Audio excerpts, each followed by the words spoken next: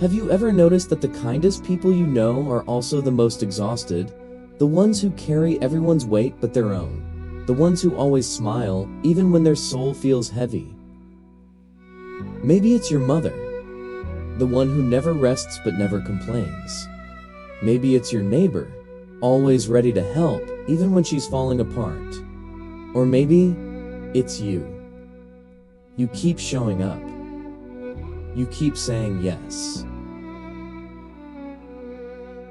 You tell yourself it's love, but sometimes love feels a lot like self-sacrifice. We grow up believing that kindness is simple. Be nice, be helpful, be selfless. But no one tells you what happens when kindness becomes your identity, when it becomes your armor, your mask, your way of earning love. Somewhere along the way, a child learns that saying yes brings peace, that pleasing others keeps chaos away. They learn that to be loved, they must disappear. And over time, this becomes a reflex. Automatic, unconscious.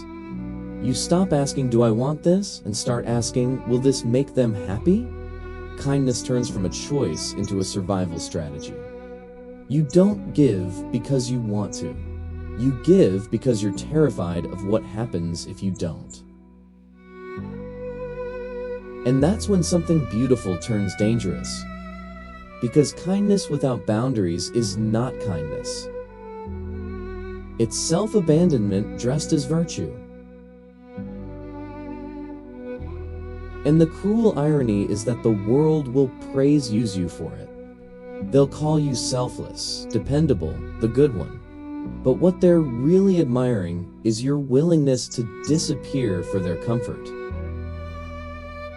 As Seneca once wrote, "He who pleases all pleases none, least of all himself." If you've ever felt unseen despite being so kind, if you've ever smiled while your chest quietly screamed, then you know kindness has a shadow. The truth is, there's a cost to being endlessly kind. You begin to shrink. Piece by piece, gesture by gesture, you trade your wholeness for approval. And at first, it feels like love. But it's not love. It's dependency. Theirs on you and yours on their validation. This is the mask of kindness. The one you wear so long that you forget your real face beneath it. And when that mask cracks, when the exhaustion finally leaks through, it doesn't look graceful. It looks like resentment. It looks like anger you don't understand. It looks like a breakdown that no one saw coming, because everyone assumed you were fine. That's the moment when people say, "You've changed." But you haven't changed. You've just stopped pretending. As Marcus Aurelius warned, be kind, but never at the expense of your soul. There's a point where kindness stops feeling light, where it no longer warms you, it drains you, where every smile feels a little heavier and every yes takes something from you. Psychologists call it compassion fatigue. It's what happens when empathy turns into exhaustion, when your nervous system carries too much pain, yours and everyone else's. You don't have to be a doctor or a therapist to feel it. You just have to be someone who keeps giving without stopping to breathe. At first, it looks harmless. You tell yourself you're just tired. You'll rest later, but later never comes. And slowly your body starts to speak for you. Your sleep turns shallow. Your patience thins. You wake up already exhausted as if your mind never stopped running. You say yes again and again, not out of love, but fear of rejection. Fear of letting someone down. Fear of being seen as selfish. You call it kindness, but it's fear in disguise. Fear dressed as virtue. When kindness becomes a currency, you start spending yourself like money. Every favor, every late night call, every problem you carry that isn't yours, it costs you something. And the cruelest part is, the world won't stop you. It rewards you for it. We glorify the ones who never rest. We admire the ones who never say no. We call them dedicated, loyal, selfless. But what we're really celebrating is their slow disappearance.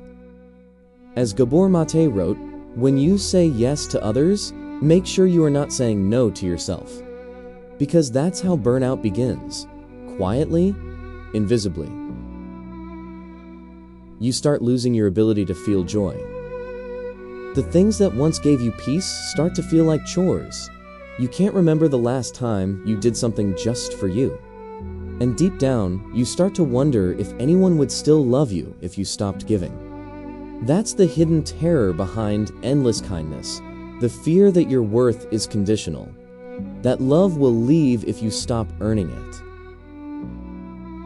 So you keep performing.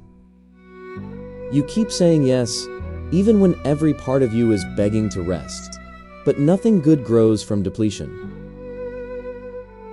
You can't pour from an empty vessel. You can't heal others while bleeding yourself dry. And yet, we try. We keep trying. Until something breaks. Maybe it's your body, a sickness that forces you to stop. Maybe it's your mind, anxiety that keeps you awake at 3 a.m. Or maybe it's your heart, resentment you didn't know was there, rising like smoke through all that patience. Because when you suppress your needs long enough, they don't disappear.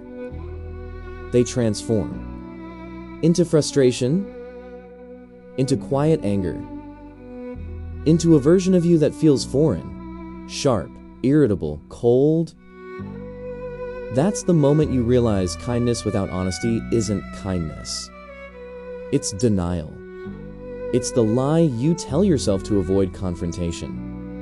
But lies, even gentle ones, always find a way out. We think kindness protects us from darkness. But kindness without truth invites it in. Because every fake smile, every swallowed no, every time you betray yourself to keep the peace, you create distance between who you are and who you pretend to be. And that distance becomes suffering. The Stoics taught that peace doesn't come from avoiding discomfort.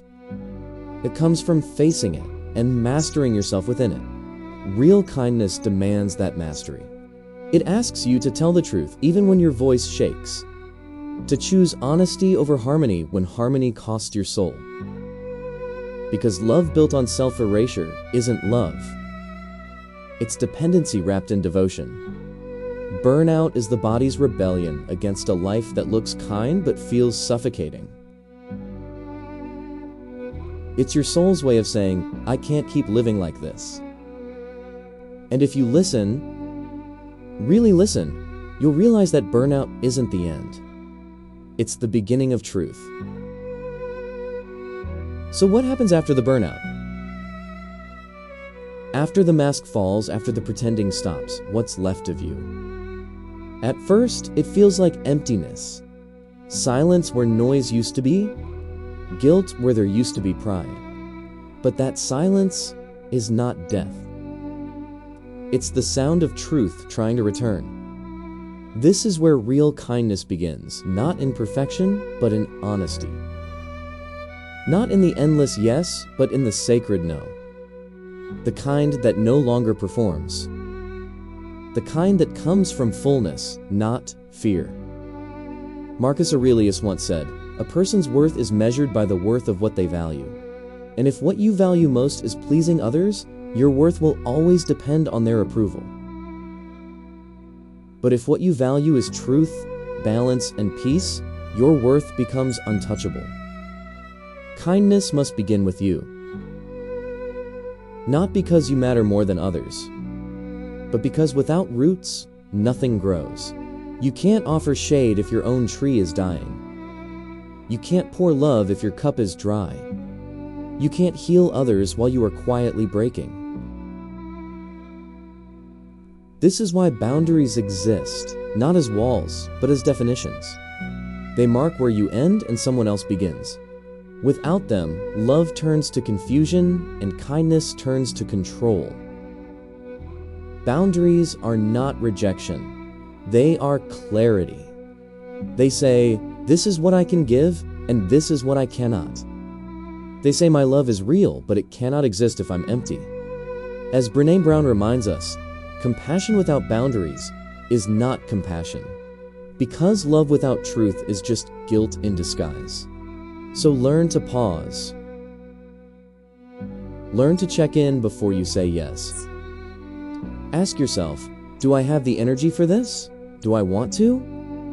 Does this honor me?